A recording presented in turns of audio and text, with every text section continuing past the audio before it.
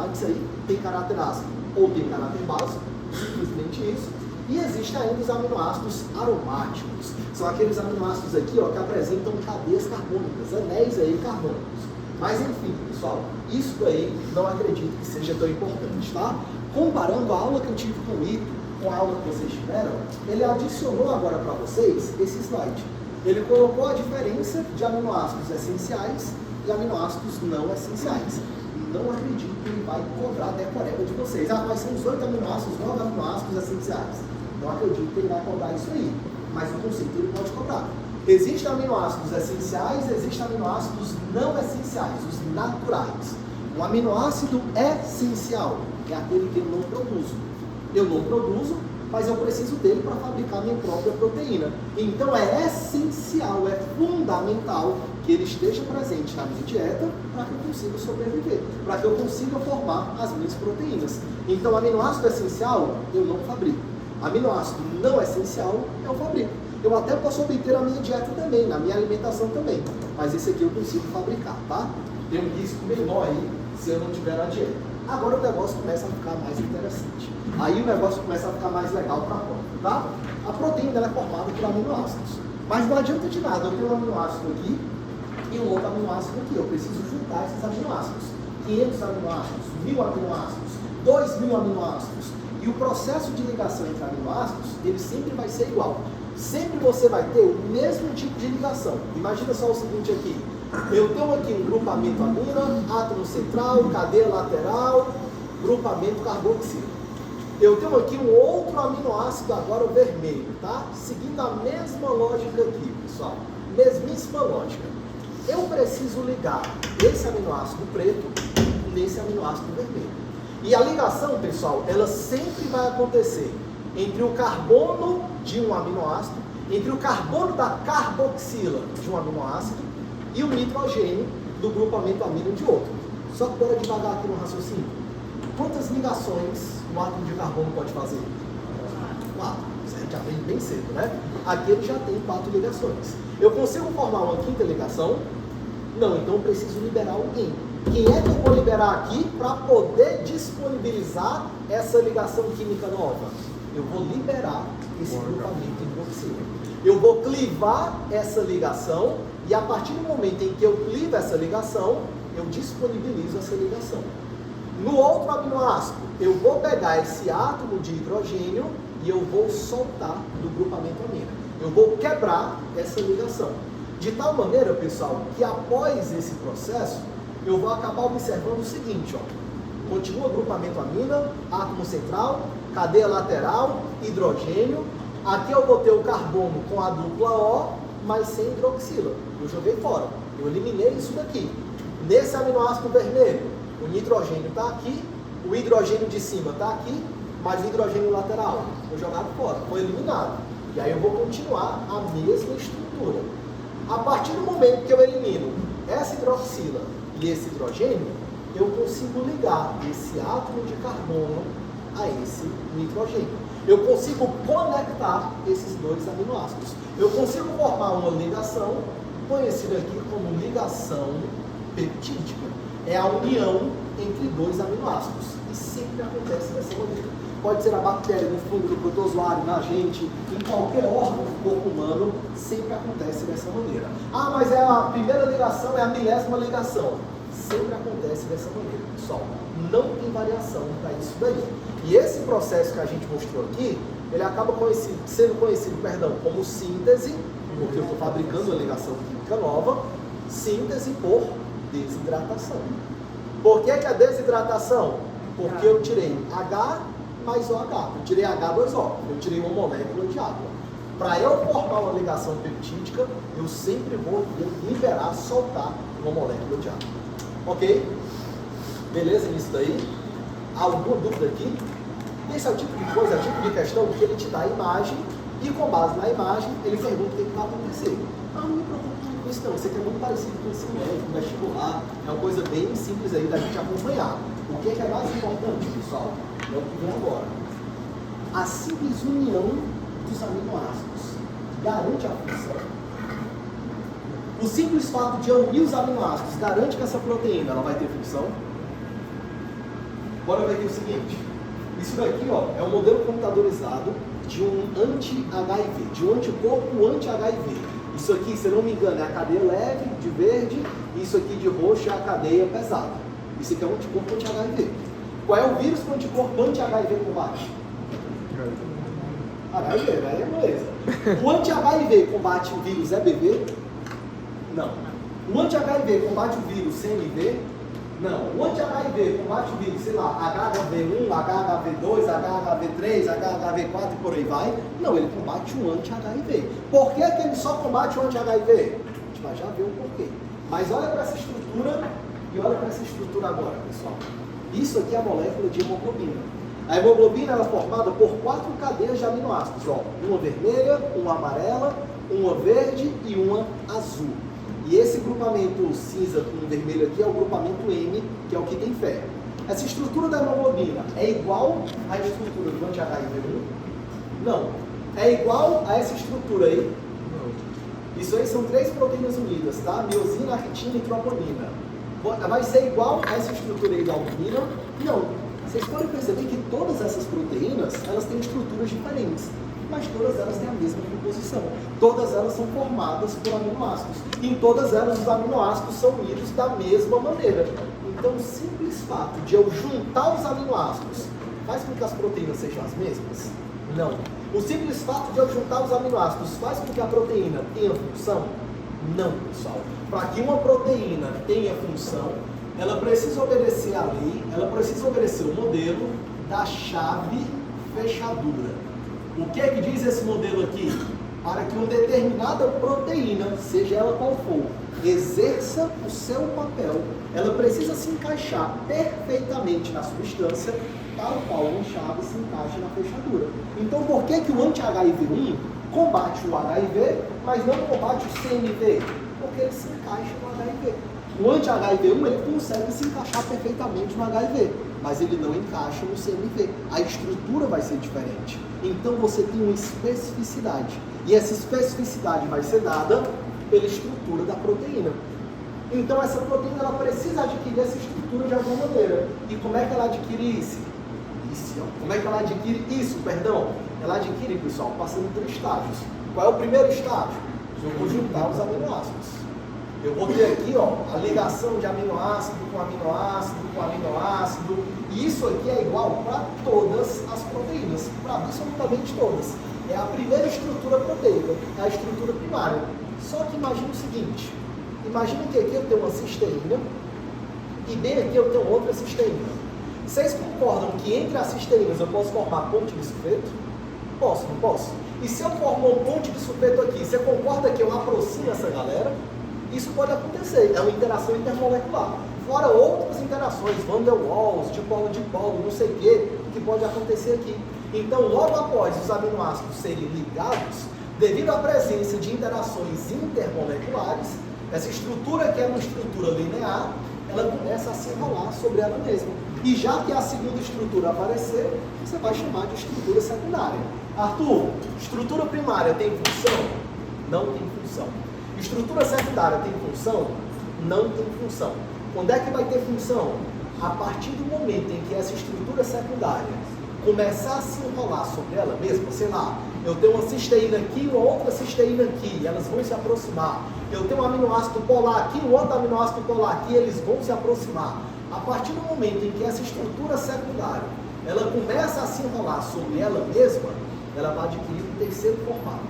E esse terceiro formato representa uma estrutura específica.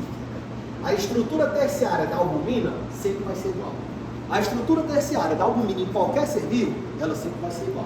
A estrutura terciária da ferritina sempre vai ser igual. A estrutura terciária do anti-HIV sempre vai ser igual. Aqui eu tenho uma estrutura específica. E se aqui eu tenho uma estrutura específica, aqui eu posso ter função biológica. Então, estrutura primária não tem função, estrutura secundária não tem função, estrutura terciária vai ter função. Beleza? Alguma dúvida aqui? Galera, tá muito rápido, tá dando uma quantidade boa, então bora continuar. Algumas proteínas, elas param aqui, na estrutura terciária. Algumas proteínas entram em estrutura quaternária. O que é a estrutura quaternária? nada mais é do que você ter duas ou mais cadeias terciárias juntas. Duas ou mais cadeias terciárias aqui, ó, unidas. Por exemplo, aqui na imagem, pessoal. Quando eu pego a albumina, é uma estrutura terciária. Isso aqui é uma cadeia terciária. Quando eu pego aqui o anti-HIV1, é uma estrutura terciária. Bonitinho aí. Quando eu pego a hemoglobina, eu tenho 4 estruturas terciárias unidas. Uma vermelha, uma amarela, uma azul e uma verde. A associação dessas estruturas terciárias vai formar a estrutura quaternária. De boa? Sim? Isso vai aparecer na prova de vocês, tá? Não que o professor Hilton tenha mentido, não, eles não falam, tá? Eles não falam. Realmente não falam. Eu imaginava que eles falassem, mas infelizmente não. Mas como é que eu acho que isso daí vai aparecer em prova? Falando de desnaturação. Como é que eu acho que esse tema pode aparecer em prova para vocês? Perguntando ou abordando aqui a diferença de desnaturação para digestão proteica. E aí, o que muda? O que pareia? Não tem Kit Kat aqui, tá, pessoal? Todo mundo igual, aqui é todo mundo igual. Se é todo mundo igual, então não tem Kit Kat não. E aí? E aí? Vai! E na desnaturação? É exatamente isso aí. O processo de digestão, ele é um processo de quebra. No processo de digestão, eu tenho que aminoácido ligado a aminoácido, ligado a aminoácido, ligado a aminoácido, e eu vou quebrar essa proteína. Eu vou quebrar essas ligações peptídicas. E se eu quebro essas ligações peptídicas, esse aminoácido vai ser liberado isolado, esse aminoácido vai estar liberado isolado, esse aqui também. É o que acontece durante o nosso trato gastrointestinal, durante a digestão. Você come carne, você come camarão, você come proteína, você vai quebrar isso daí. No caso da desnaturação, você vai ter apenas aqui a perda da forma. Eu não mudo, eu não quebro, melhor falando, a proteína, mas ela perde o seu formato. Essa proteína, que era uma proteína que tinha uma estrutura quaternária, ela volta a ser terciária. Se ela era terciária, ela volta a ser secundária, e por aí vai. E se eu perco a minha estrutura, se a proteína perde a estrutura, ela mantém ou ela perde a função? Ela perde a função. Então a desnaturação é a perda da estrutura proteica e, consequentemente, a perda da função. E existem 3 fatores que podem gerar a desnaturação. O primeiro deles, pessoal, é o aumento da temperatura. Estou lembrando da tua dúvida, tá? É o aumento excessivo da temperatura, tá? Isso acontece na gente em que situação? Febre, não aquela febrícula velha fuleiragem, né? Não, eu tô com 37,8, 37,9, é febre, mas você não vai ter desnaturação por isso aí. Agora eu tô com 39.000, tô com 40 graus de febre, você tem uma criança lá, quase mal convulsiva, porque ela tá com febre, aí você já vai ter um quadro sim de desnaturação, tá? Outro fator que pode induzir desnaturação, variação de pH. E aí, pessoal, é variação, tá? Não é apenas aumento de pH. Seja pH muito alto ou muito baixo, desnatura. Exemplo, qual é o pH ideal para a enzima do estômago? 2, pH ácido. Se eu colocar essa enzima em pH 8, ela desnatura. Qual é o pH ideal para a enzima do intestino? 8. Se eu colocá-la em pH 2, ela desnatura. Então, grandes variações de pH causam desnaturação. E tem um terceiro fator que eu vou já falar. Pois não? Na desnaturação ela pode passar para a primeira ou assim que ela só uma casinha antes? Ela só anda de casinho em casinho. Então, se eu sou uma estrutura quaternária e eu desnaturei, eu volto a ser terciária. Mas aí veja, eu já perdi função. Porque se a minha função dependia da minha estrutura quaternária e eu agora sou terciário, não tenho mais função. Já perdi isso daí. Tá bom? E uma coisa importante, pessoal, não tem como recuperar. No organismo vivo não recupera. Se eu desnaturei uma proteína, eu não consigo recuperar aquela proteína. Eu tenho que fabricar outra no lugar dela, tá? Ah, mas eu vi no livro que dá para renaturar no laboratório. Porque eu controlo o pH, temperatura, salinidade, pressão, controlo tudo e eu consigo renaturar. Em nós, adeus. Essa proteína vai ser jogada fora, você vai fabricar outra no lugar. Era isso daí? Show de bola. Então, variação de pH, desnatura, aumento de temperatura, desnatura, e qual é o outro fator que desnatura? Tá no slide, é só olhar se você já no slide aí, né? Cofator, perda do cofator. Não sei o que é cofator. Olha só, existem proteínas que eu vou dizer aqui para vocês que são proteínas puras, tá? O termo técnico é integral, mas vamos chamar de pura aqui. Essa proteína pura é uma proteína que é formada apenas por aminoácido. Só tem aminoácido na composição dela, não tem nada mais, só aminoácido. Mas existem proteínas que não são puras. Essas proteínas não puras são chamadas de conjugadas. Eu vou só chamar aqui de não puras. Na proteína que não é pura, eu vou ter, além da presença do aminoácido, um outro material que não é aminoácido. E esse material que não é aminoácido é o grupo prostético. Então, proteína pura, só aminoácido. Proteína não pura, proteína conjugada, é uma proteína que tem aminoácido, mas tem grupo prostético também. O que é esse grupo prostético? Dependendo do caso, pessoal, ele pode ser um sal mineral. Por exemplo, a gente acabou de falar de hemoglobina. Qual é o elemento mineral presente na hemoglobina que é importante para o funcionamento dela? Ferro. Se não tiver ferro, a hemoglobina funciona? Não funciona, porque na ausência de ferro, essa proteína desnatura. Então, a perda de um material que faz parte da proteína também pode causar desnaturação. No caso, a presença do mineral na proteína é aquilo que a gente chama de cofator. Então, ferro é o cofator da hemoglobina. Se a gente pega na cascata de coagulação, qual é o mineral que as proteínas da cascata de coagulação precisam para que elas possam atuar?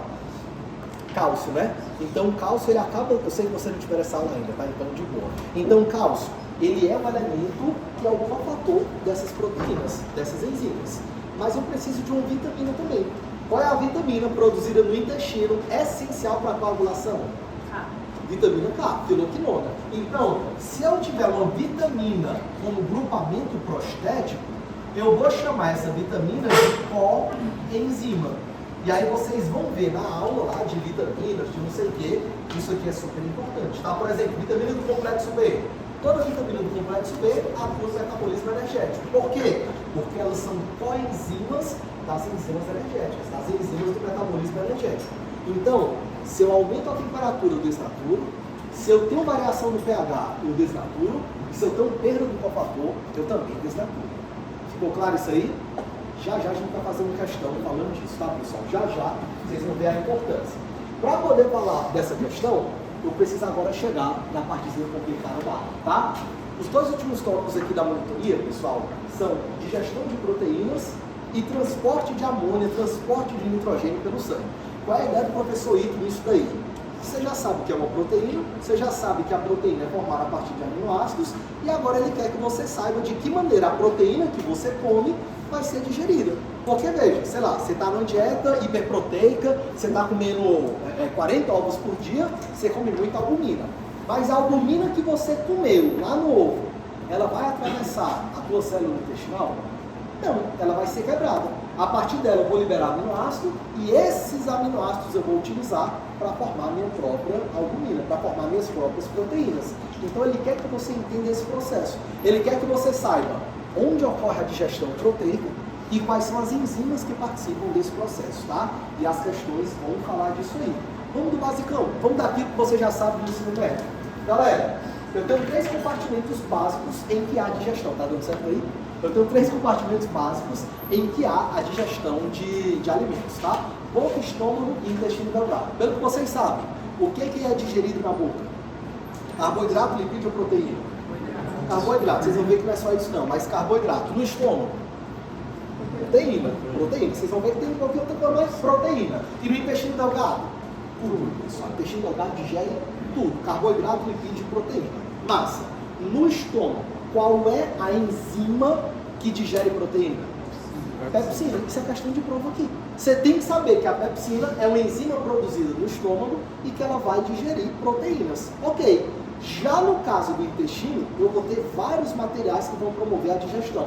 No intestino delgado, você vai ter 3 componentes. Jejum, aliás, vamos na sequência, né? Duodeno, jejum e íleo. Dessas 3 porções, o duodeno digere. Jejum e íleo, basicamente, só absorvem. E aqui no duodeno, então, você vai ter a participação de 3 sucos, de 3 materiais.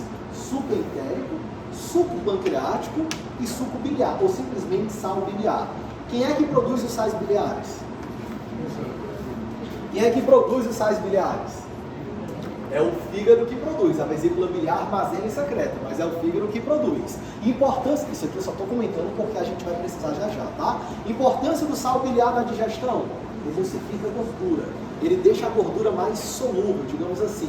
Você vai ter o suco entérico. Quem é que produz o suco entérico? É o próprio intestino. Entero significa intestino. E você vai ter o suco pancreático. Quem é que produz o suco pancreático? Obviamente o pâncreas. Aí você vai ter dois componentes no suco pancreático: bicarbonato e enzimas. Primeira pergunta que pode aparecer em prova: importância do bicarbonato. Para o quê? Para aumentar o pH. E a partir do momento que aumenta o pH, deixa mais ácido ou mais básico? Deixa mais básico. Por quê? O pH do estômago é 2. Mas o pH do duodeno é um pH de 8. Então o alimento sai do estômago de 2 e precisa chegar aqui, precisa ficar com 8. Quem é que faz com que haja essa variação de 2 para 8? O bicarbonato. Então o pâncreas lança bicarbonato aqui. Só que além disso o pâncreas lança, pessoal, enzimas. E ele lança uma cacetada de enzima, uma galera de enzima aí. É muita enzima pancreática e muita enzima importante. Só que normalmente as enzimas são lançadas em suas formas inativas. Quando aparece a terminação gênio, é porque significa que essa proteína é inativa. Pepsinogênio, fibrinogênio, plasminogênio, tripsinogênio, quimitripsinogênio. Apareceu o gênio, é uma proteína inativa. E essa forma inativa é chamada de zimogênio. Aparece em prova esse nome, tá? Se aparecer zimogênio em alguma questão, é a proteína na sua forma inativa. Por exemplo, no estômago, eu tenho um pepsinogênio, vai colocar aqui, ó. No estômago, pessoal, a gente pode ter pepsinogênio, e esse pepsinogênio, ele pode ser convertido, ele pode ser transformado em pepsina. O pepsinogênio é a forma inativa. Pepsina é a forma ativa. Para a gente fazer uma questão já. Qual é o principal fator que ativa essa proteína? HCl, ácido clorídrico. Produção de ácido clorídrico. Eu preciso de ácido para ativar essa proteína. Aí bora pensar, por que eu não deixo a pepsina ativa o tempo todo no meu estômago? Agora, por exemplo, eu estou de jejum, eu comi, sei lá, 2 da tarde, 3 da tarde, eu estou agora algumas horas sem comer. Não tem alimento aqui no meu estômago. Por que eu não deixo meu pepsina ativo? Porque se eu não... Não, mas imagina só, a pepsina está ativa, eu não sei por qual motivo. Se a minha pepsina ficasse ativa no meu estômago vazio, eu ia começar a digerir o quê? O próprio estômago, a própria parede estomacal. Isso aí não faz nenhum sentido, né? Não tem lógica. Acontece na gastrite nervosa, acontece em outras condições. Mas não é o que eu quero que aconteça. O que eu quero que aconteça? Chegou o alimento, ou vai chegar alimento quando a gente olha para a comida, quando a gente lembra de uma comida que a gente gosta, quando a gente sente o cheirozinho daquele McDonald's, aquela coisa maravilhosa, o meu corpo já começa a produzir ácido clorídrico no estômago, e esse ácido clorídrico começa a ativar essa enzima, na expectativa de que esse alimento vai chegar. Algo parecido acontece no intestino. O pâncreas libera a enzima mais importante de todas, que é o tripsinogênio. Só que o tripsinogênio, pessoal, é inativo. A forma ativa do tripsinogênio é a tripsina. Por que eu digo que a tripsina é a proteína enzimática digestiva no duodeno, a mais importante? Porque você pode ver, ó, que ela ativa todas as outras enzimas. Dá pra ver? Que ela vai ativar as outras? Então a tripsina é super importante mesmo. Inclusive lá na frente, quando vocês estudarem gastro, pancreatite e tudo mais, vocês vão ver como isso aqui é importante. Só que eu preciso primeiro ativar. Quem ativa tripsinogênio e tripsina é uma enzima chamada enteropeptidase. Se ela é chamada de enteropeptidase, ela é produzida por quê? Enteropeptidase. Ela não é gastropeptidase, não. Entero, intestino. Sempre que aparecer entero, é intestino. Pessoal, então, o intestino produz essa enzima. E dessa maneira, então, o tripsinogênio é convertido em tripsina, que é uma coisa absolutamente lógica. É uma coisa absolutamente lógica, pessoal, porque veja, eu quero que a tripsina seja ativada já no pâncreas para começar a digerir material pancreático. Não tem alimento dentro do pâncreas. Eu quero que essa enzima seja ativada só no duodeno. Então, o próprio duodeno ativa essa proteína. Tudo bem? Vou dizer de novo, a tripsina ela é a mais importante para ativar a galera, mas ela primeiro precisa ser ativada. Se eu não ativar a tripsina, isso aqui tudo acontece? Não acontece. Cuidado com essa informação. Pois não. Já foi? Tá vendo a questão, né? Cuidado. Foi? Ela é ativada no intestino delgado. Entero significa intestino. Então é enzima intestinal. Beleza? De boa? Então, fica à vontade. A primeira indicativa é o HCl, né? A primeira aqui no estômago, que é a única que a gente estuda aqui, é o HCl. Então, se a pessoa tem boa produção de HCl, ela ativa essa enzima. Mas imagina uma pessoa que faz abuso de IBP, faz abuso de inibidor de bomba de próton, de omeprazol, pantoprazol, de antiácido. Essa pessoa faz abuso de antiácido. Ela pode ter uma menor produção de HCl? Pode. Se ela produz menos HCl, ela pode ter uma menor produção de enzima, ativação de enzima? Pode. A gente vai ver isso nas questões também. Beleza? Ok? Então imagina só, você comeu lá um sanduíche, nesse sanduíche tinha lá proteína, no seu trato gastrointestinal então, você começou a quebrar a proteína, a digerir. Essa digestão é a quebra da ligação peptídica e dessa maneira o aminoácido está livre agora. Só que esse aminoácido livre, ele precisa entrar na célula intestinal. Ele está livre dentro da cavidade intestinal, dentro do buraco do intestino, e ele precisa entrar na célula.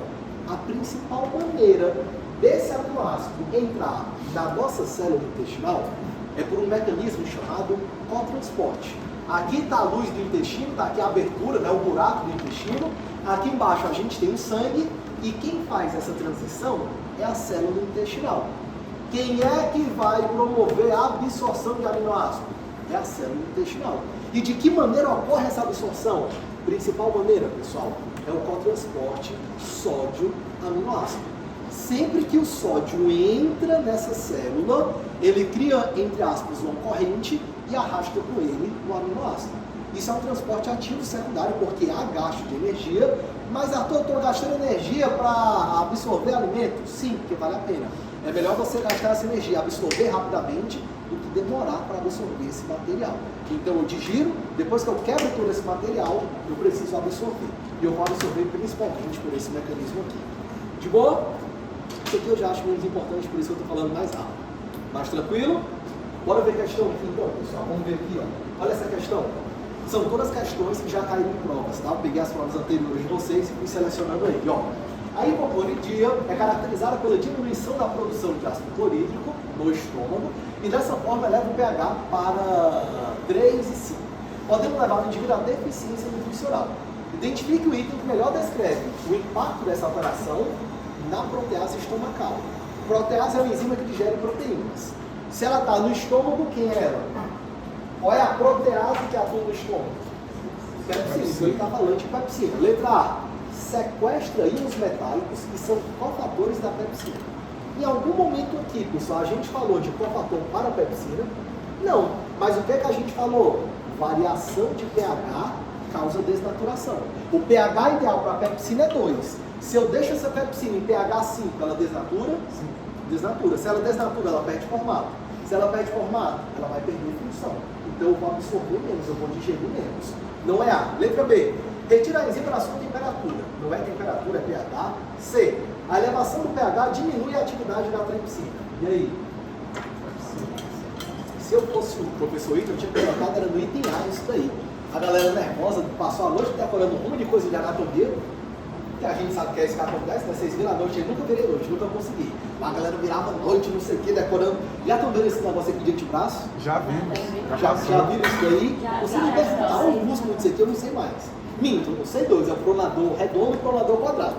Onde é que eles estão, o que é que eles fazem, né? Decorei pra prova lá, mas músculo de antebraço e músculo aqui de perna, adeus. Vaso dá pra lembrar, nervo dá pra lembrar, mas enfim, né? Então eu, na hora da prova, colocaria isso aqui no item, porque a galera está preocupada com a anatomia nervosa e tal, vê isso aqui, confunde tripsina com pepsina e já erra essa questão. Colocaria logo para ver se a pessoa está atenta ou não, tá? Mas enfim, não é tripsina, é pepsina, pessoal. E letra D, a enzima sai da sua conformação ideal. Sai ou não sai? Sim. Sai. Então o gabarito aí é a letra D. De boa? Outra questão praticamente igual. De boa mesmo? De boa. Tá. Letra E, todo mundo pergunta. E a letra E? O ambiente básico inativa a pepsina. Qual o pH? Tá. 3 a 5. 3 a 5 é pH ácido ou básico? É ácido. Não é tão ácido quanto estava antes, mas continua sendo ácido. Para eu dizer que o pH é básico, tem que estar acima de 7. Tá bom? Aí é só química mesmo. Galera, olha essa daí. Hipocloridria, mais uma vez, não sei o que, não sei o que, não sei o que, não sei o que lá. Letra A. No estômago, a protease ativa a pepsina, sofre uma remoção catalítica para ser ativada em outra protease. Ou seja, se eu não produzir ácido clorídrico, a minha pepsina vai ser quebrada, catálise, e vai gerar uma outra proteína. Não, pessoal, ela só não vai atuar, ela só não vai funcionar. B. A diminuição da acidez na hipocloridria renatura a pepsina. Quer dizer que quando eu diminuo a acidez, aquela proteína que estava desnaturada, ela renatura. A gente até falou que não ocorre renaturação no ser biológico. Não. C. Nessa patologia ocorre a diminuição do pH necessária para a ação da protease tripsina. Mais uma vez tripsina, né? Mais uma vez a gente botaria aí no A. D. Ocorre aumento do pH, diminuindo a capacidade de ativação dos imogênios. Aí sim, se eu aumento o pH, eu facilito ou dificulto essa conversão? Dificulto. Pepsinogênio é ativo ou inativo? É inativo, então ele é um zimogênio. Gabarito, portanto, aí é para ser a letra B. De boa? Façam vocês agora, pessoal, essas aí, ó. Um minutinho.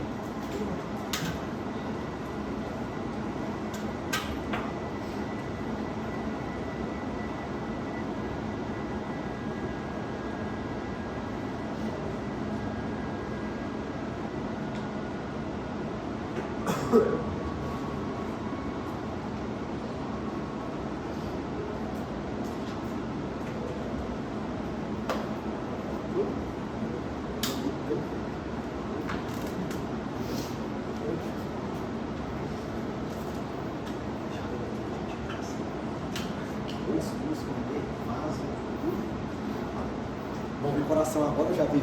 Não, estamos vendo tórax. É um tórax, né? Parede ou cavidade? Parede. Partes altas, né?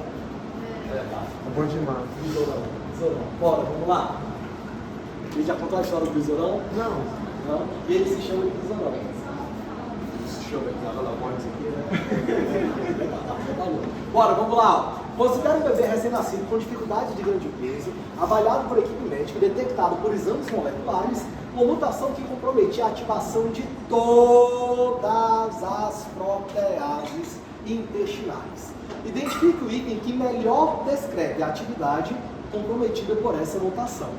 Galera, primeira vez que a gente olha essa questão assim, tá dura desses dois itens, não dá não? Tripsina mais uma vez aqui no item C e enteropeptidase aqui no item B. Parece que tripsina só vai na letra C mesmo. O gabarito nessa questão é para ser a letra B, pessoal. E foi considerada a letra B. Por que tem que ser a letra B? Porque ele fala aqui, ó, todas as proteases. Vou voltar aquele slide lá para poder explicar isso para vocês. Olha só o que acontece aqui. Você concorda que a tripsina, ela ativa toda essa galera aqui embaixo? Ela ativa. Só que a tripsina, para poder ativar toda essa galera aqui, ela precisa ser ativada. Qual é a enzima que ativa a tripsina? É a enteropeptidase. Então veja, se eu não tiver enteropeptidase, eu vou ter tripsina? Não vou ter. E a tripsina já é uma protease intestinal. Ela já é uma protease que vai promover a quebra de proteínas no intestino. Então, se eu quebro essa proteína aqui, eu não vou ter nada disso. Se eu quebro só essa proteína, essa etapa ainda acontece. Eu só não vou ter essas outras etapas aqui. Portanto, se eu quero inibir todas, o gabarito correto aqui tem que ser aí a ideia da enteropeptidase. Fez sentido? Fez, galera? Sim? Na outra sala deu um pouquinho de discussão, tá? A galera vai depois aceitar. De boa? Sim? Então bora. Agora, pessoal, a gente vai na parte final aqui da monitoria. É uma partezinha mais complicada, mas aí a gente reduz o ritmo para poder acompanhar. É aquela parte de amônia, ureia, ciclo da ureia, alanina, glutamina, mas a gente consegue desenrolar. Vamos devagar nisso daí. A gente vai começar a entrar agora no metabolismo dos aminoácidos em si. Quebra de aminoácido, produção de aminoácido. É um processo aqui, pessoal, de turnover proteico. É a produção contínua, a degradação contínua de proteínas e, a partir disso, a produção e a degradação de aminoácidos também. Se você quiser pensar a nível celular, isso vai acontecer em lisossomo. Assim, para a gente aqui não vai fazer muita diferença, porque a gente vai estudar, mas uma coisa que vai ser importante para a gente é você saber da existência disso aqui. Existem aminoácidos glicogênicos e existem aminoácidos cetogênicos. O que é isso? Um aminoácido glicogênico é um aminoácido a partir do qual eu posso fabricar glicose. Simplesmente isso. Um aminoácido cetogênico é um aminoácido a partir do qual eu consigo fabricar corpo cetônico. Eu não quero nem entrar na discussão de corpo cetônico agora não, mas bora pensar em relação à glicose. Em que situação o meu organismo vai utilizar aminoácido para fabricar glicose? E aí? Tem alguma coisa a ver com energia. Em que situação energética? Eita, eu sou surdo pra caramba. Baixa energética, vocês falaram? Foi? Baixa, pode ser isso aí. Eu vou melhorar a minha pergunta, tá? Vou melhorar. Em que situação eu vou utilizar aminoácido para a partir dele fabricar glicose? Quando eu acabo de comer ou quando eu estou em jejum? Quando eu estou em jejum, pessoal. Porque imagina só, você acabou de almoçar arroz, batata, batatinha frita, batata doce, uma macarronada, uma lasanha, uma farofinha, comeu bem pudim. Bom demais, isso aí foi um almoço hoje, bom demais. Galera, você comeu muito carboidrato? Sim. Comeu. Você comeu muita glicose, então? Sim, então o teu nível de glicose está lá em cima. A disponibilidade de glicose para os tecidos está lá em cima. Mas imagina que você está 40 horas sem comer. Imagina que você está no jejum de 40 horas, de 48 horas sem comer. Seja porque você quis ou não, mas você está em jejum prolongado. O nível de glicose está lá embaixo. Então, o teu corpo, para evitar crises de hipoglicemia, ele começa a utilizar aminoácidos do corpo inteiro, da musculatura, do que quer que seja, e a partir desses aminoácidos, ele vai começar a formar glicose. Isso é um aminoácido glicogênico. Isso tipicamente acontece no fígado, tá? Como é o nome do processo em que o fígado, corri um pouquinho, mas o fígado converte algum material em carboidrato, em glicose. Gliconeogênese. Então, eu vou fazer gliconeogênese tipicamente quando eu estou em jejum. E aí, um detalhe interessante. Imagina agora outra situação. Eu disse da situação do jejum. Na situação de jejum, eu vou pegar o aminoácido e a partir dele eu vou fazer, então, a gliconeogênese. Mas imagina agora uma situação de excedente de aminoácido. Uma pergunta que eu devia ter feito no começo da monitoria. É melhor se apagar essa luz aqui? Ou tanto faz? Tanto faz? Então, de boa. Galera, o que a gente vai fazer com excedente? Imagina só, você começa não é mais malhar, treinar, né? Você começa a ir para a academia e aí você está tendo rendimento bom e você, sem acompanhamento nutricional, começa a tomar whey protein. E aí, sei lá, era para tomar um scoopzinho daquele você está tomando 2, porque você acha que você deve tomar 2. Você tirou aí da sua cabeça. Ok, você está tomando mais proteína do que você deve. Você está ingerindo mais aminoácido do que você deve. Era para ingerir 10 gramas, você está ingerindo 40 gramas, uma quantidade muito maior. O que teu corpo vai fazer com esse excedente? Vai jogar fora? Aminoácido é energia, aminoácido é reserva. Eu vou jogar fora isso aí? Não, eu vou tentar estocar. Eu vou tentar duas coisas, pessoal. A primeira coisa é evitar o desperdício de matéria. Já que esse negócio já está em mim, eu vou tentar armazenar isso aí. Mas ao mesmo tempo em que eu tento armazenar esse material, eu tento não me intoxicar com esse material. Eu tento evitar o acúmulo de excretas nitrogenados. Porque olha o que vai acontecer aqui, pessoal. Essa obra de arte aqui eu fiz, né, para vocês, aqui no, alta resolução, 20 notes aí. Isso aqui é um aminoácido. Isso aqui está em excesso. O que eu vou fazer então? Eu quero aproveitar esse material e eu quero guardar esse material. Só que eu quero guardar só o que está em verde, porque o que está em laranja? É o grupamento amina. E o grupamento amina, pessoal, a partir do momento que ele tem nitrogênio, ele tem um caráter tóxico. Se eu acumular muito nitrogênio, meu corpo intoxica. Então o que o meu corpo vai fazer? Meu corpo vai promover um processo, uma reação de desaminação. Eu posso chamar de desaminação ou de transaminação. É a mesma coisa. É você pegar o grupamento amina e transferir, retirar de um local para outro local, retirar de um aminoácido. Quando eu tiro esse grupamento amina aqui, pessoal, eu consigo pegar essa parte verde e a partir dessa parte verde eu consigo fabricar glicose e eu consigo fabricar ácidos graxos. Eu tenho um excedente de aminoácido e eu estou usando esse excedente de aminoácido para guardar energia. Isso é o que eu quero. O problema é, sempre que eu quebro o aminoácido para produzir glicose, eu libero isso aqui. Quebrei outro aminoácido para produzir ácido graxo, liberei isso aqui. Quebrei e liberei, quebrei e liberei. Que substância é essa? NH3. Amônia, pessoal. E amônia é uma substância super tóxica. Eu posso chamar de amônia se ela for uma substância pura, ou de amônio se for em solução aquosa, mas é a mesma coisa, altamente tóxica. É a excreta nitrogenada mais tóxica que tem no nosso corpo. É a substância nitrogenada mais tóxica que tem no nosso corpo, mas toda vez que a gente desamina, a gente libera esse grupamento amônio. E ainda está interessante, né, que tem uma correlação clínica importante, é que as enzimas que participam desse processo, elas são chamadas de transaminases. Já que esse processo, pessoal, ele é um processo de transaminação, quem promove isso aqui são as transaminases. E existem duas mais conhecidas. Quais são? Já ouviram falar em TGO e TGP? Já ouviram? TGO e TGP a gente vê no exame de sangue, não vê? Sei lá, você vai fazer exame de sangue, pede lá um hemograma, pede uma ureia, uma creatinina, pede lá uma vitamina D, que a galera pede para todo mundo sem necessidade, aquela coisa toda, e pede TGO e TGP. O que eu quero ver naquela pessoa quando eu peço TGO e TGP? Lesão hepática. Eu quero ver se há lesão hepática. Sei lá, é um cara que está bebendo muito, é um cara com suspeita de hepatite, é um cara com suspeita de infecção, alguma coisa, não sei o quê. Eu quero ver a lesão hepática. TGO e TGP são transaminases. Elas podem estar presentes em vários tecidos, inclusive no tecido hepático, promovendo essa situação de transaminação.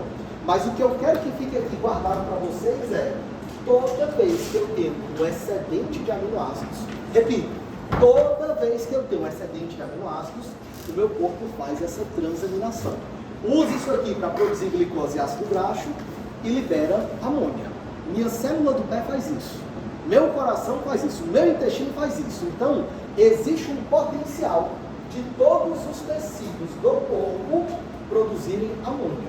Todos os tecidos, todos, eles podem produzir amônia. Mas eu preciso converter essa amônia em ureia. Arthur, por que eu preciso converter a amônia em ureia? Pelo seguinte motivo. Se a gente fizer aqui uma comparação, vamos imaginar que aqui para cima você tem um aumento de toxicidade, tá? Existem 3 excretas nitrogenadas: amônia, ureia e ácido úrico. Pelo que eu coloquei aqui para vocês, qual é a mais tóxica? A amônia disparadamente é a mais tóxica. E todos os meus tecidos corporais produzem amônia. Mas se a amônia é tão tóxica assim, é mais fácil para o rim eliminar a amônia ou eliminar outro material? Eliminar outro material. Por quê, pessoal? A partir do momento em que a substância é muito tóxica, o percentual de água necessário para eliminar a substância é um percentual maior. Sei lá, para eliminar a ureia, eu preciso de 1 grama de água. Para eliminar a amônia, eu preciso de 10 gramas de água. Eu preciso de uma quantidade maior. Então, o que é que o meu corpo prefere? Prefere transformar a amônia em ureia e, dessa maneira, jogar fora essa ureia. Guardar água, economizar água, eliminando ureia para fora. Tudo bem?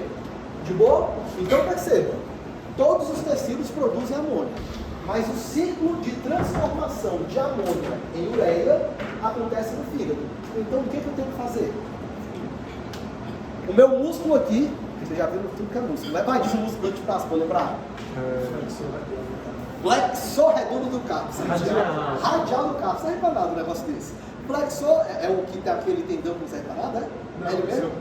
Palmar longo. Então, pode pegar o palmar longo. Galera, palmar longo. O palmar longo produz amônia. Serve para nada, mas ele produz amônia. Essa amônia produzida aqui, ela tem que ser convertida em ureia. Mas essa conversão acontece em fígado. Então, o que eu tenho que fazer com essa amônia aqui?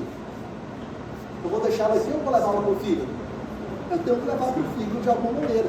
Eu preciso, de alguma maneira, que esse material seja levado para o fígado. E aí, voltou. Então, eu preciso levar esse material para o fígado.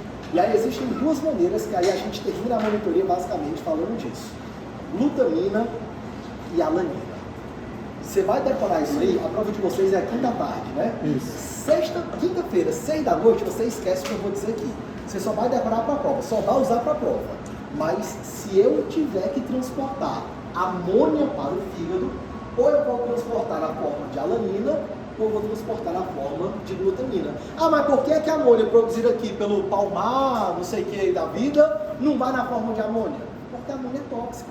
Essa célula produz amônia, mas ela não quer liberar essa amônia no sangue, porque é tóxico. Se a amônia chega no cérebro, eu posso ter encefalopatia. Não vou liberar na forma de amônia, eu libero na forma de aminoácidos. Então, eu posso produzir glutamina e posso produzir alanina. Agora eu vou bem devagarzinho. Você não vai anotar nada, você vai só olhar para isso aqui. Olha o que acontece, pessoal. Aqui, a gente tem um processo de transaminação.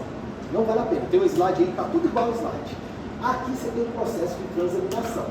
Esse grupamento amina está sendo transferido para esse outro material, que é o glutamato. Tranquilo até aqui? De boa? Isso acontece a partir de qualquer aminoácido, tá? Basicamente, qualquer que seja aminoácido, se ele estiver em excesso, o grupamento amina dele pode ser transferido para formar o glutamato.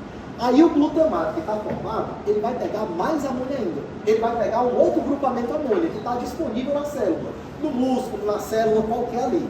E quando o glutamato pega um outro grupamento amônia, um outro íon amônia, ele acaba formando glutamina. E esse processo acontece em qualquer tecido periférico.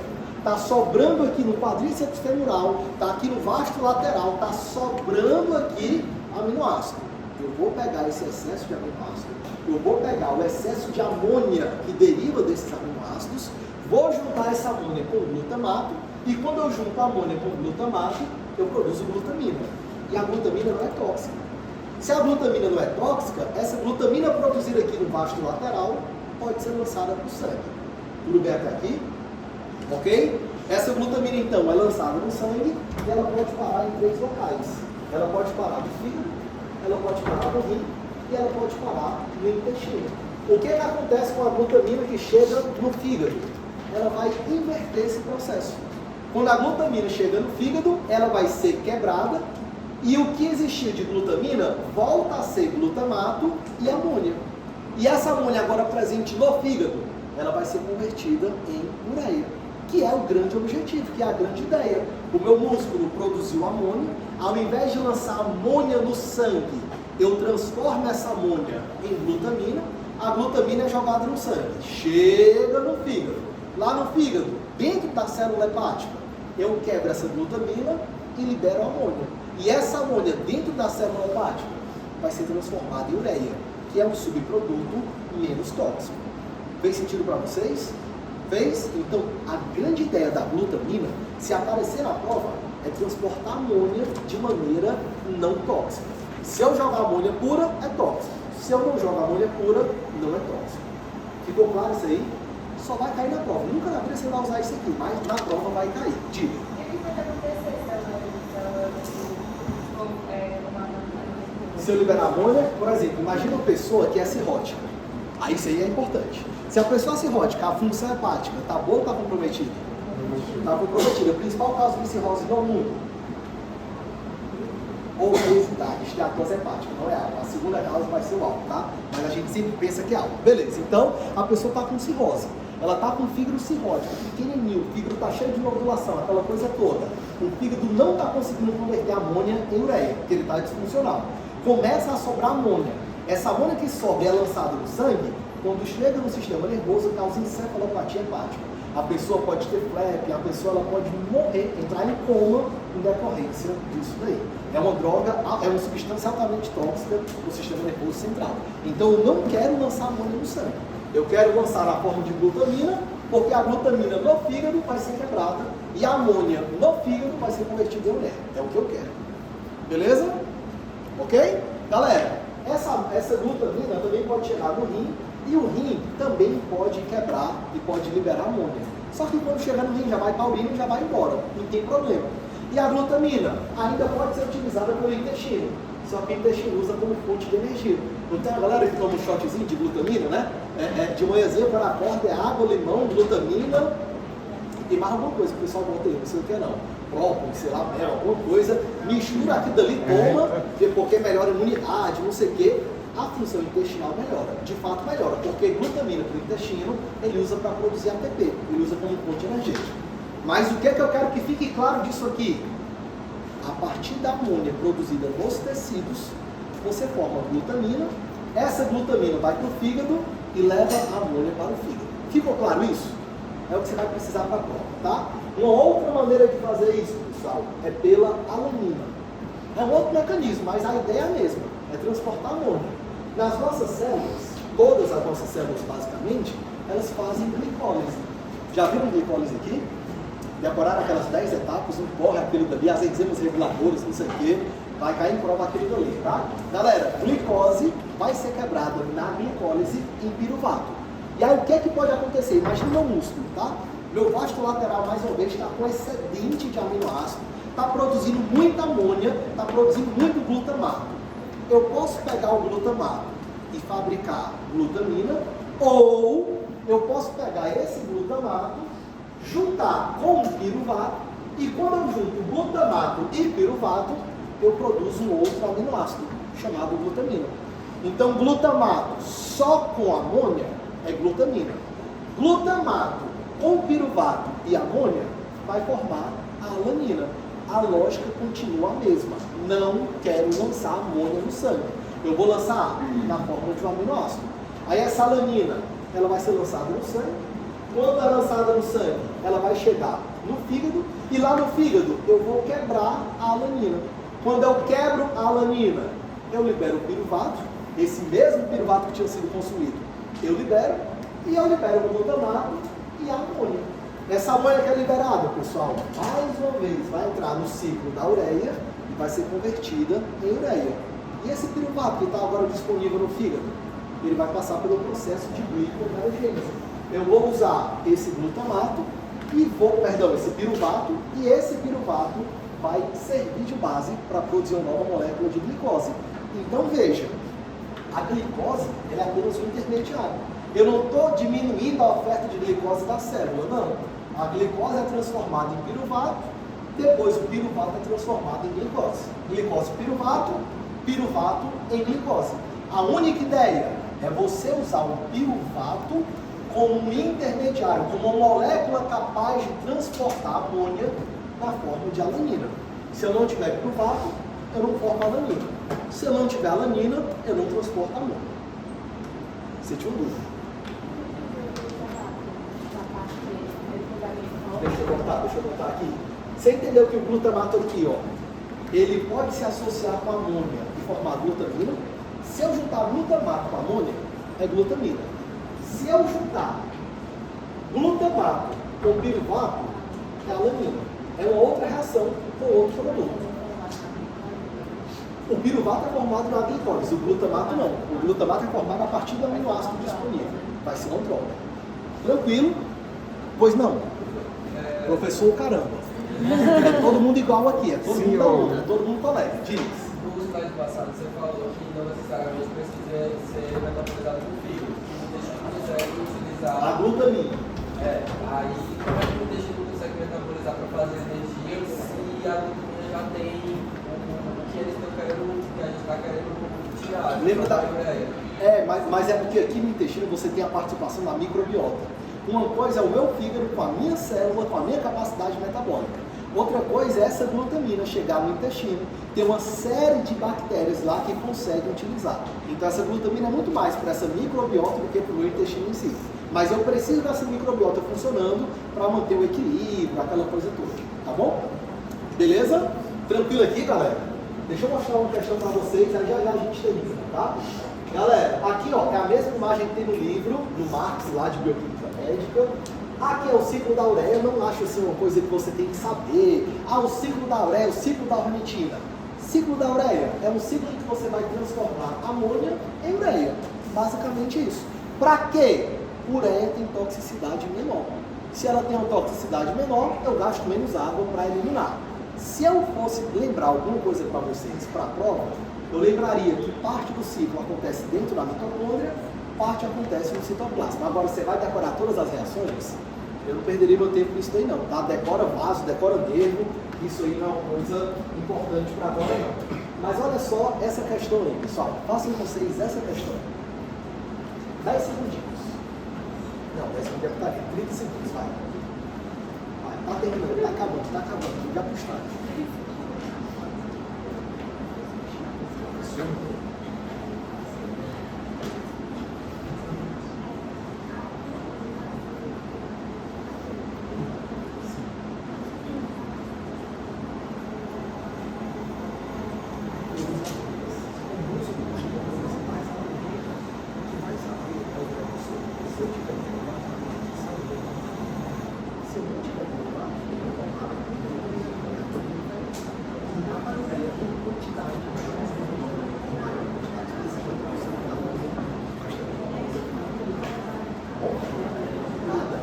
E aí, galera, gabarito?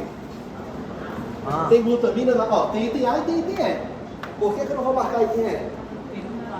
Porque ele fala especificamente do piruvato. Ó, paciente encontra-se com baixa frequência respiratória, pouca oxigenação sem apetite. Certamente as células hepáticas devem estar usando aminoácidos para auxiliar na manutenção da glicemia. Aminoácido glicogênico, gliconeogênese, transforma aminoácido em glicose. Sabe-se que durante a glicólise, durante a quebra da glicose, aminoácidos podem ser utilizados para produzir glicose. Opa! Glicólise é transformar a glicose em piruvato. Depois ele está dizendo que está usando aminoácido para fabricar novas moléculas de glicose. Qual dos aminoácidos abaixo dá origem ao piruvato? Qual é o aminoácido que é formado pelo piruvato e que ao ser quebrado libera piruvato? Alanina. É uma maneira de você transportar amônio. Então, na marido aí é a letra A. Beleza? Para a gente terminar aqui, pessoal, eu não consegui dar aqui esse assunto na outra sala, aí eu podia até começar a gravar, porque aí o pessoal também da outra turma fica à disposição, tá? O professor Ito, ele falou de duas correlações clínicas de proteínas na aula dele. Kwashiorkor, que é bem importante, e ele falou, no slide tem, vocês olharam assim, pegaram estranho, mas no slide tem Kwashiorkor, e também, além de Kwashiorkor, ele falou de fibrose cística. Então, eu vou falar rapidamente sobre isso daí, tá? Kwashiorkor, pessoal, é essa conta aqui. Kwashiorkor vai ser isso daí. Essa criança é uma criança gorda ou magra? É uma criança magra, né? É uma criança bem magra, assim, deixa eu só parar essa aqui.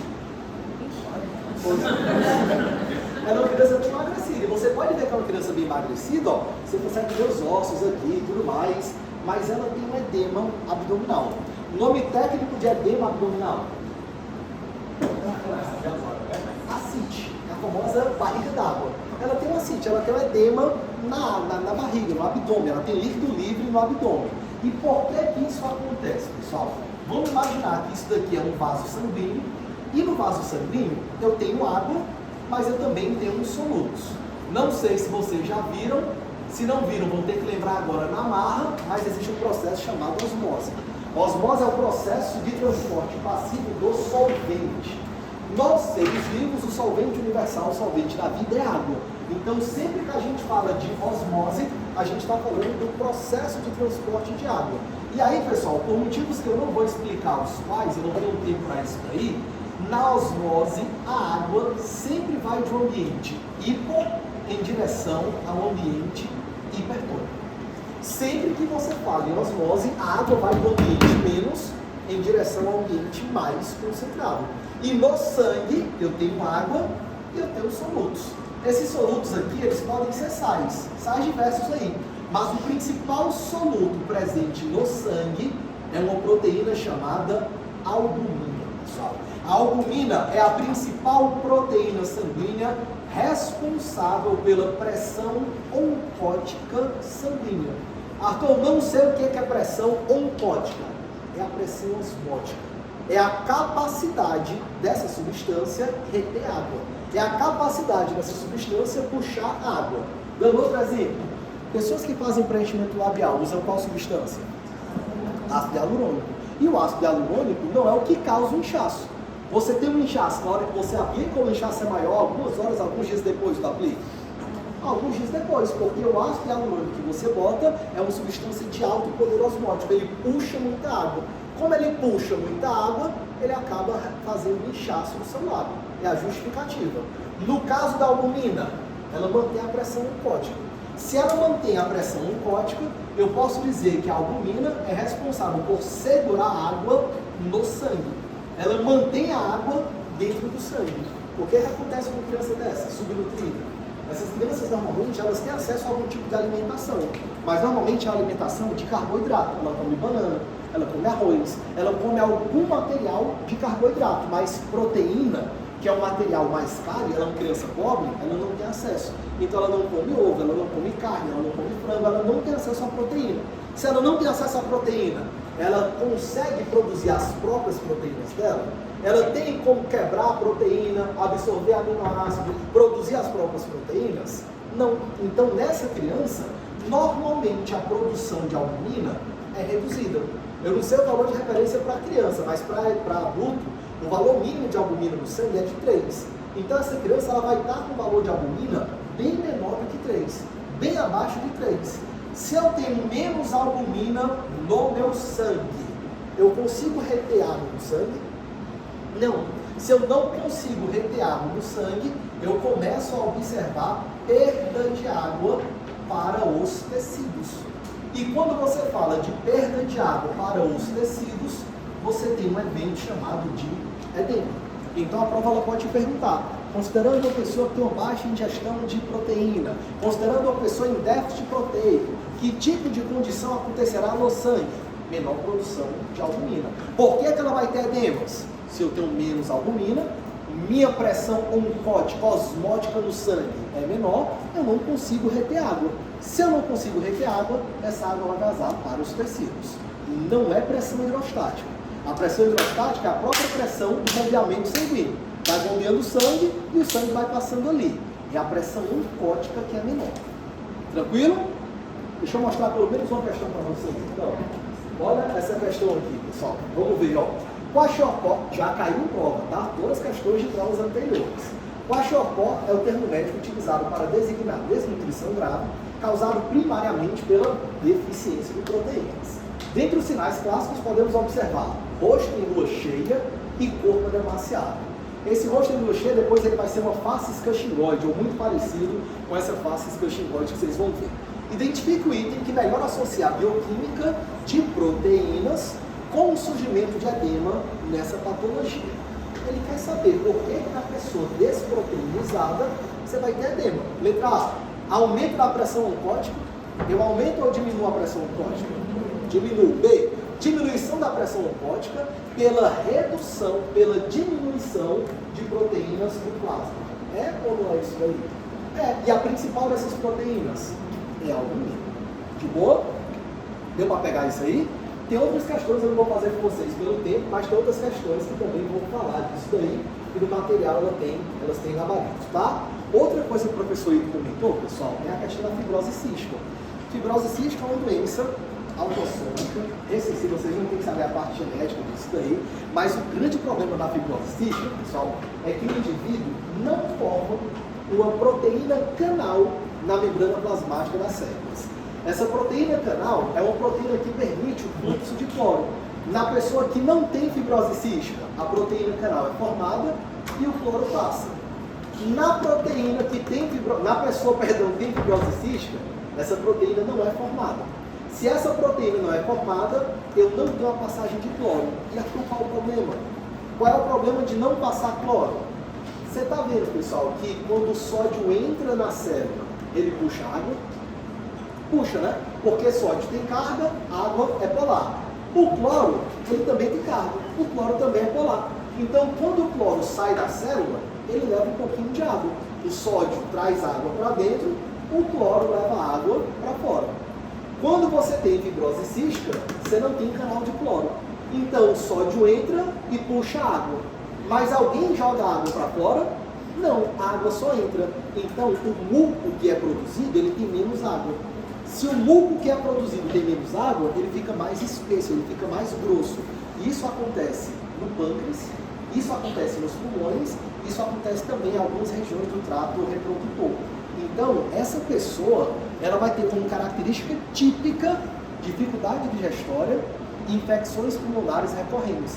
Porque se ela tem um muco pulmonar muito espesso, é fácil dela expelir esse material?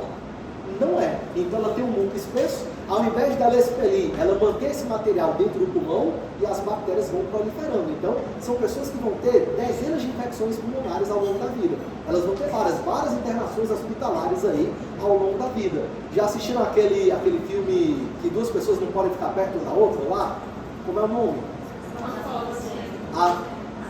A 5 passos de você, isso daí. Eram 2 jovens que tinham fibrose cística, eles não podem ficar perto pela questão da infecção e tudo mais. E a outra coisa é o trato gastrointestinal. No pâncreas, especialmente no pâncreas, você tem um aumento do muco, e se o muco é muito espesso, a enzima não passa. As enzimas que deveriam passar do pâncreas para o intestino não chegam no intestino. E esse indivíduo então vai ter dificuldade digestória. Então normalmente é aquela pessoa, aquela criança que tem muita diarreia de característica alta. Então tem resto de alimento, tem flatulência, aquela coisa toda que é característica dessa diarreia. Pois não? Se esse caso é herança genética, o que faz para melhorar a qualidade de vida da pessoa? Tratamento sintomático, né? Basicamente tratamento sintomático. Então assim, a enzima, por exemplo, ela não sai do pâncreas para o intestino. O que eu posso dar para a pessoa? A enzima. Ela fica tomando a enzima. É uma maneira de você tratar. Mas assim, reduz muito a expectativa de vida. É uma pessoa que vai estar internada várias vezes ao longo da vida. É bem complicado de tratar. É bem complicado. Ó, olha essa questão aqui, pessoal, para a gente terminar por hoje. Um gene defeituoso faz com que o corpo produza muco de 30 a 60 vezes mais espesso na fibrose cística. O muco espesso pode bloquear o pâncreas, impedindo enzimas digestivas de chegar ao intestino. Sobre a fibrose cística e a ação pancreática, vamos ver o que é verdadeiro. A. Pacientes com essa doença possuem dificuldades na digestão de proteínas. Eu quero marcar isso aí, mas eu estou morrendo de medo, porque eu não gosto de marcar a letra não. Você acha que é uma pegadinha. Bora ver a B. As lipases presentes no pâncreas atuam emulsificando proteínas. Não. Quem emulsifica é sal biliar. E o sal biliar atua no duodeno, não é no pâncreas não. C. Pacientes com fibrose cística permanecem com dieta e absorção de nutrientes normais. Acabou de dizer que eles vão ter várias diarreias ao longo da vida, um quadro crônico de diarreia. Não. D, pessoal. Nesses pacientes, os sais biliares ficam impedidos de atuar sobre proteínas. Não porque sal biliar vem da vesícula, não é impedido, e outra. Sal biliar não atua sobre proteína, atua sobre gordura. A falta de suco pancreático, alguma coisa de dificuldade, aumenta a dificuldade no ser a digestão de proteínas. Enquanto de lipídios e carboidratos, não. Não, pessoal, vai dificultar a digestão de tudo. Lipase pancreática não passa, protease pancreática não passa, então o gabarito aí tem mesmo que ser a letra A. De boa? Tranquilo? Galera, era isso daí hoje, tá?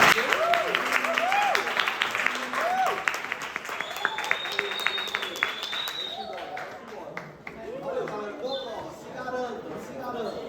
Encerrar a questão